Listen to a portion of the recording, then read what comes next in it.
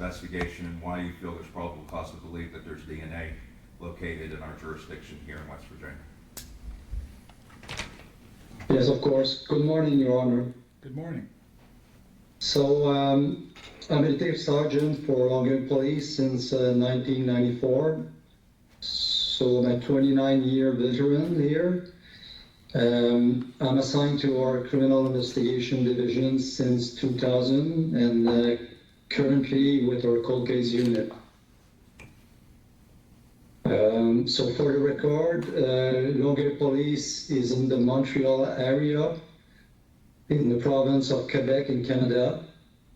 So we're 700 members and we serve a population of 500,000. So this case is about the kidnapping and murder of a 16-year-old girl by the name of Sharron Prior. She was born February 9, 1959. And that event took place between Saturday, March 29, 1975, and Tuesday, April 1st, 1975, when her body was discovered in her premises. So first thing first, this cold case was investigated intensively by us since 1975 without any success. Approximately 130 information have been checked and more than 122 suspects have been investigated. They were mostly excluded by different investigative techniques such as DNA comparison, police searches, police interviews, alibi check, wiretapping. So because it has been a mystery for decades, it has received extensive media coverage, including several TV shows here. This is probably the most famous cold case in the province of Quebec, even in Canada. It was a real shock in the community back then. I think it's an understatement to say that the victim's family was devastated. The mother of Sharron Prior, Yvonne Prior, is still alive and she's now 85. She spent her whole life trying to find her daughter's killer. That's why we never gave up on it over the years. And of course, Sharon's mother wants to know once and for all who killed her daughter. Sharon's brother and twin sisters are alive as well, and this grieving family is still affected by this horrible crime, and they're still looking for answers. So that being said, the facts on this case are the following. So on Saturday, March 29, 1975, around 7:15 p.m., Sharron Prior left her family home to go see her friends at a pizza place called Marina. That restaurant was located only 600 meters away. I think for you guys it's 0.3 miles from her home. And her friends confirmed to us that she never showed up at the restaurant. So on the same day and roughly the same time as Sharron Prior disappeared, an important event took place in the same area. So around 7:20 p.m., a 22-year-old woman named Cheryl Roy was the victim of an attempt kidnapping at knife point. The suspect told her in English not to scream and to follow him. He also told her when she fights back, you bitch, you're coming with me. So that is an important fact since the unofficial language in Montreal was and still is French. So the suspect is English speaking. The victim took advantage of the approach of passers-by to push back the suspect, who fled into a nearby alley. This incident happened around 7 p.m., like I told you. And we consider this event to be related to Sharron's murder, since it happened on the road Sharron Prior took to go to the pizzeria. So it was on his way. We think she probably faced the assailant, the same that attacked Cheryl Ward.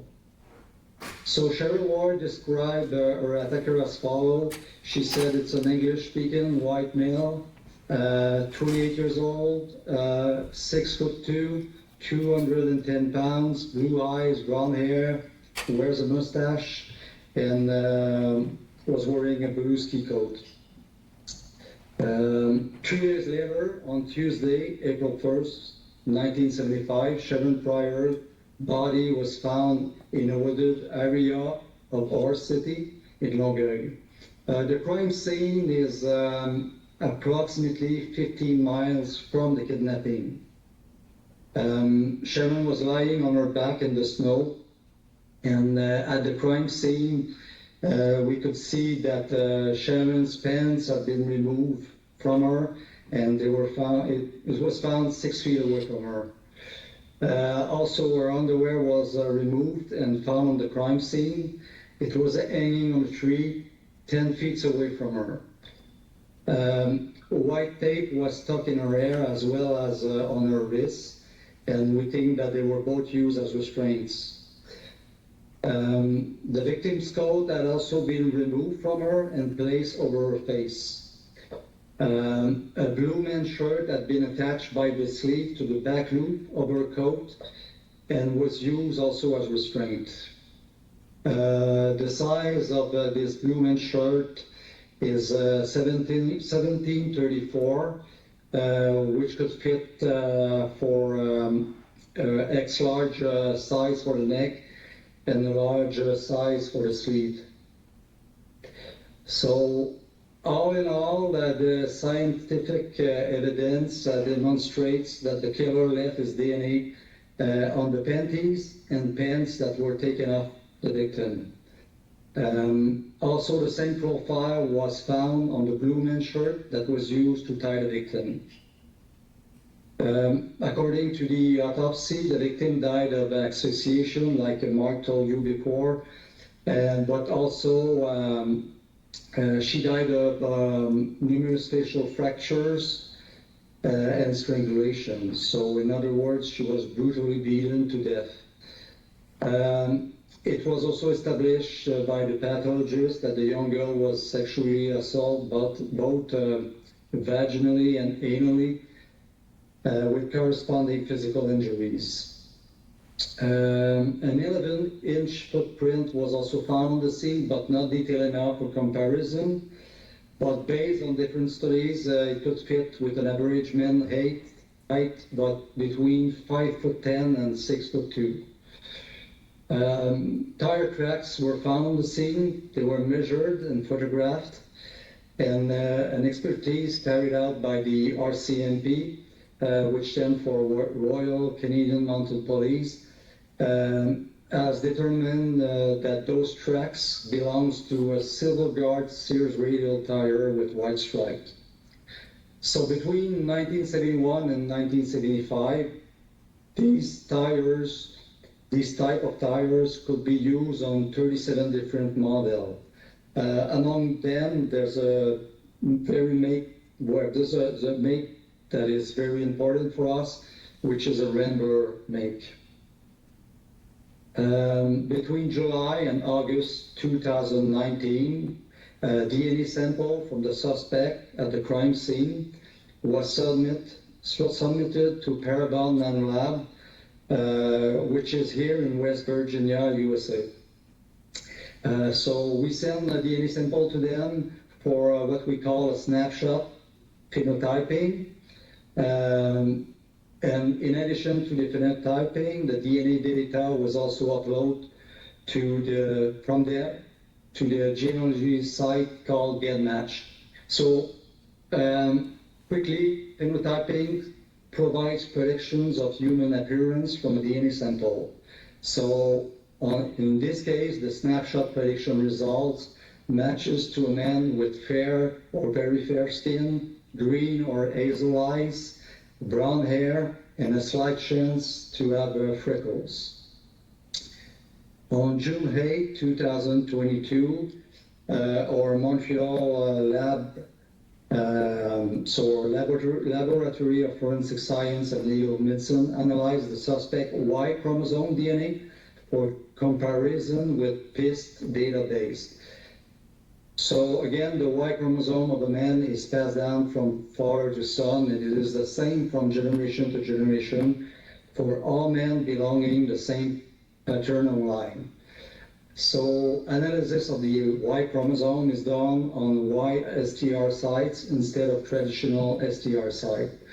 The PIST database is made up of 10 of thousands of Y profile from various origins and whose surname is already known. And these data are public here and available on specialized genealogy sites. The search for a Y profile in PIST is done to provide new leads of investigation and to obtain one or more potential surnames of the known suspect. And this analysis result made it possible to target the priority name Romine or Romaine. So that was the result back then. After that, between June 9, 2022 and today, I checked those two names, Romine and Romaine, in our various databases, and I found an individual by the name of Franklin Romine, which date of birth is April 2, 1946. I found out that his last two known addresses are in Montreal and Longueuil.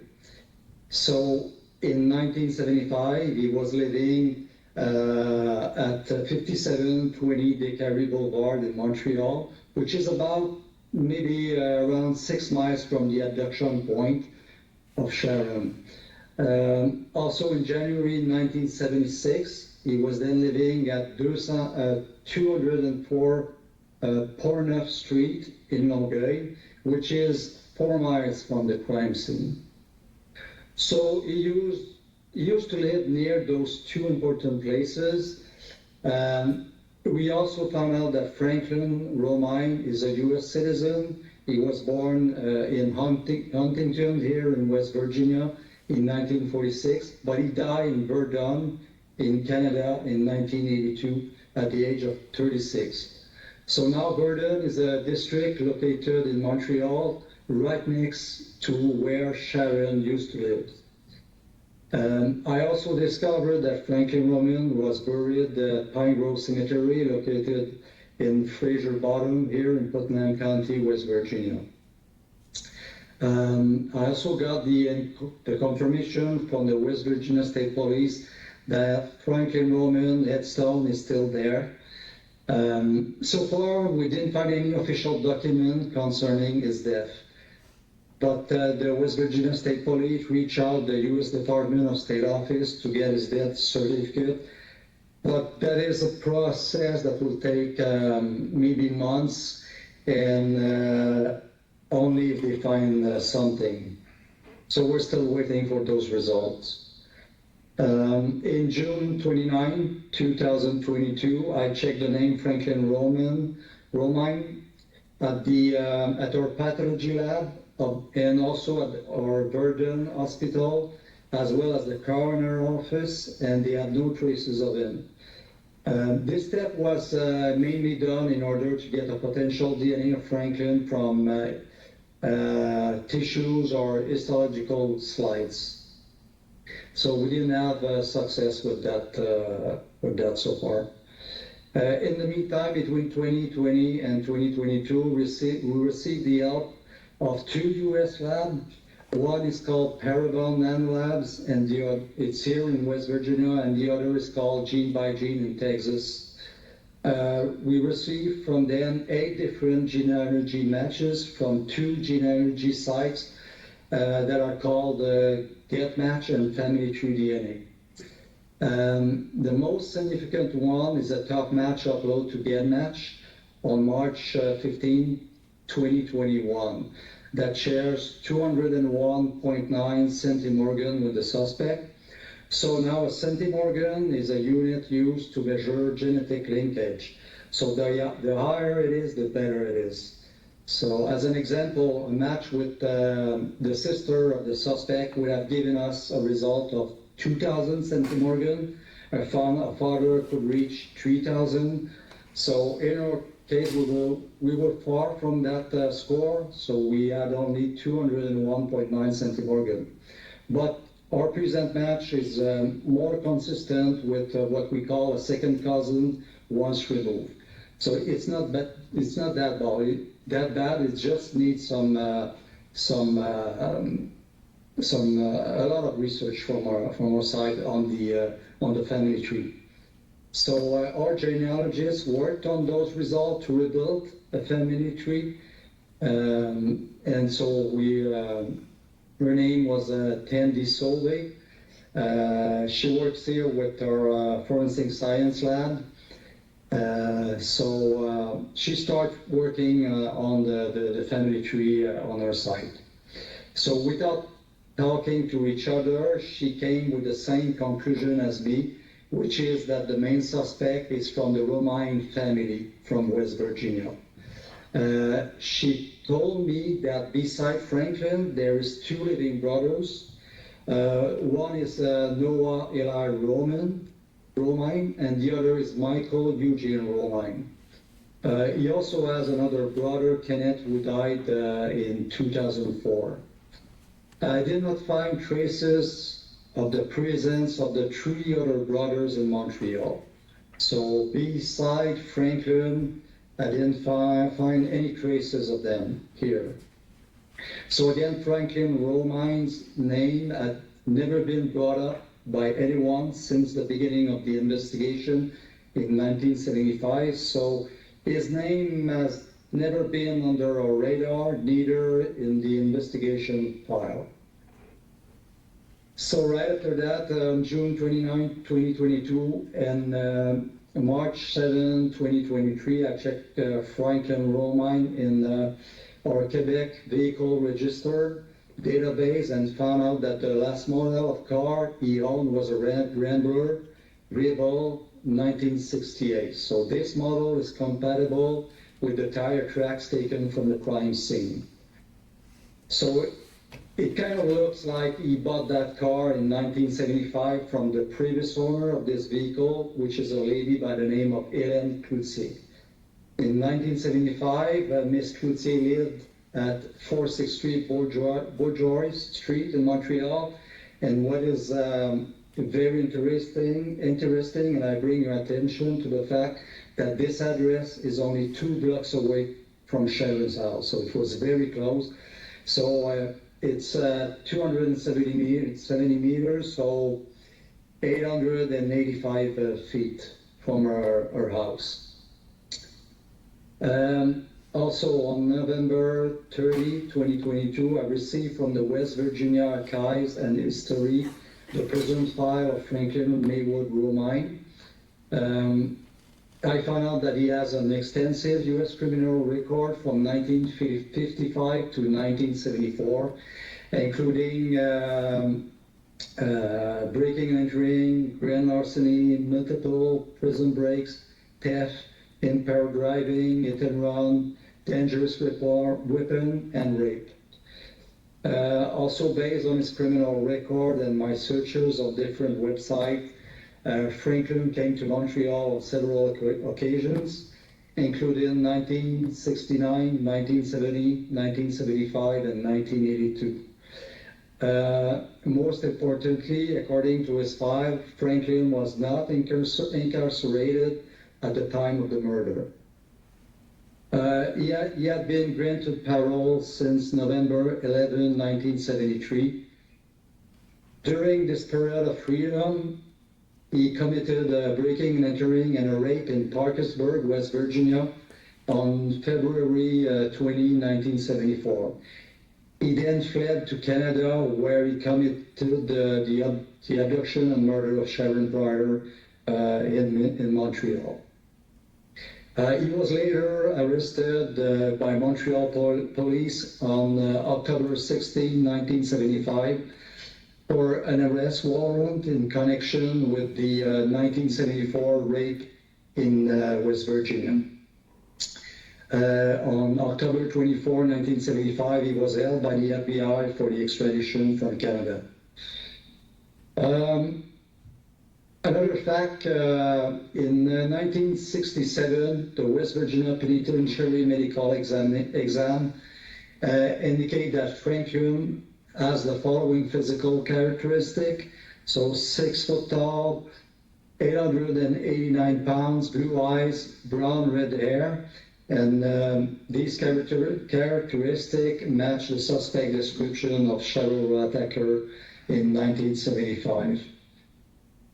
On December 2, 2022, the Sarasota Police in Florida and Huntington Police here in West Virginia obtained consent DNA samples from the two alive brothers of the prime suspect, Franklin Romine. So the two brothers met by the police are Michael Eugene Romine and Noah Eli Romine. Noah Romine spontaneously declared to the detectives from Huntington Police that his brother probably did the murder of Sharron. You have to know that Noah served in the Marine Corps from 1972 to 1978. Back then, he was stationed at Camp Lejeune in North Carolina, but also in Okinawa, Japan. And during his time in the Marines, his brother, Franklin Romine, attempted to rape his wife. So he attempted to rape Noah's wife. As a result, he and his brother were never close again. He also told us that Franklin was once incarcerated at Moundsville Penitentiary State for a rape that he committed. He believed his brother died in Canada and was buried somewhere in West Virginia. He doesn't know how he died, but he thinks that he was killed by some sort of mafia here in Montreal, so organized crime. But that is just speculation so far. Huntington Police also met Shirley Hill, a sister of Franklin. She gave the detectives a physical description of Franklin that fits with the suspect in shadow assault, which is again 6 foot tall, 200 pounds, wearing a mustache, and with freckles. It also fit the description obtained from the phenotyping. She gave also a picture of Franklin wearing a mustache. Also, the Polk County Sheriff from Florida met Vera Romine, another sister of Franklin, and she told the detectives that her mother took care of the what we call the repatriation of Franklin's body to West Virginia, where he was buried. So she said that he was not cremated. About Michael Romine, he told the one in Florida, he told the detectives from Sarasota Police that he wouldn't be surprised if his brother did this murder. Franklin told him one time that he killed a man, but without specific details.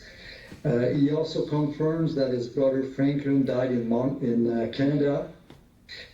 He thinks he was again killed by the Montreal organized crime. He confirms that he was a violent man who has already been incarcerated in Moundsville and Parkersburg. And he finally remembers that he once had a mustache. Lastly, on December 16, 2022, I received from our biologist, Martine Lapointe. She's working with us with our Montreal Forensic Lab. She gave me the result of the DNA samples of the two brothers, so Michael and Noah Romine. So the comparison of the autosomal profiles showed several similarities between the profiles of Noah and Michael Romine and the suspect profile on crime scene. The profile on crime scene was obtained from the blue shirt sample, also linked to victims' panties and pants. So this important result shows that it is 140 millions more likely to come from a brother of Noah and Michael Romine than any other random person in the Caucasian population. So this analysis also shows that the suspect Y genetic profile found on the victim's pants and the blue shirt belongs to the same paternal line as Michael and Noah Romine. So, in other words, the profile of the killer obtained on the blue shirt comes from a brother of Noah and Michael Eugene Romine, but it's not one of them. So that's why we want to get DNA of Franklin Romine on his burial sites. We don't want to cause any prejudice against the Romine family. We only want to ease the pain of the victim's family, and we think that the only way to do that is by opening the casket of Franklin Romine to get his DNA and to confirm once and for all that he is the killer of Sharron Prior. And Officer, these facts in which you've stated today are based upon your own investigation and based upon your information and belief? Yes, Your Honor. And you believe all the matters in which you've stated and the matters set forth in the petition filed here are true under oath? Totally, yes, Your Honor. All right. Mrs.